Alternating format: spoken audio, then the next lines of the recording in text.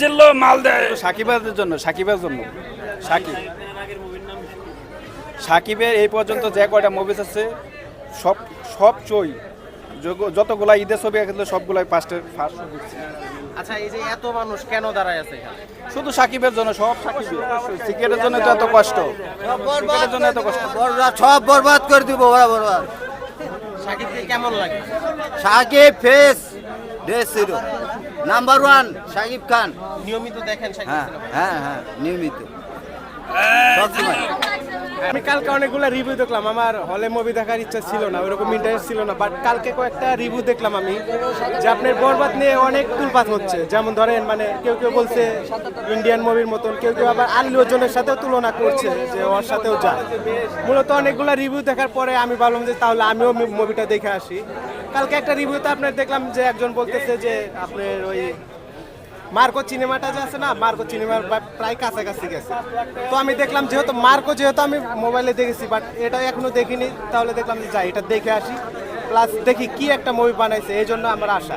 এখন টিকিট আপনার 4:30 বাজে আপনার মানে টিকিট দেবে, আর শো শুরু হবে আপনার 6টা বাজে। এখন বাজে হচ্ছে আপনার 3:40, তাহলে দেখেন এখনই এই অবস্থা। কত সময় ধরে দাঁড়িয়ে আছে? আমি তো 20 মিনিট, কিন্তু আমাদের আশেপাশে যতগুলো ভাই বাদার আছে তারা বলতেছে যে আধা ঘন্টা 1 ঘন্টা প্লাস দাঁড়ায় আছে শুধুমাত্র টিকিট কাটার জন্য। আচ্ছা, সাকিবের এই বরবাদের সাথে কিন্তু আরো বেশ কয়েকটা সিনেমা মুক্তি পেয়েছে। হ্যাঁ, আমি ওইগুলো মানে দেখলাম, ওই যে আপনার জঙ্গলি, আবার ওই যে দাগি, আরো কয়েকটা মুভি মানে রিলিজ হয়েছে। কিন্তু আমি মনে করি কি ভাই, যদি ছবি করে তাহলে মানে এরকম ভাবে করতে হবে, কারণ আমাদের জেনারেশনে এখন যেরকম আমরা চাই সেরকমের ভিতরে বরবাদ ধরা যায়।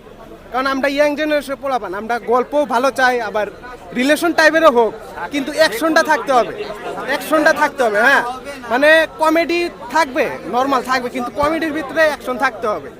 আচ্ছা, একজন বলতেছে সাকিব ডার্ক অ্যাডিক্টেড, এই মারতেছে, মারধর করতেছে, খালি হত্যা, রাজধানী, খুন, এইগুলা কেন?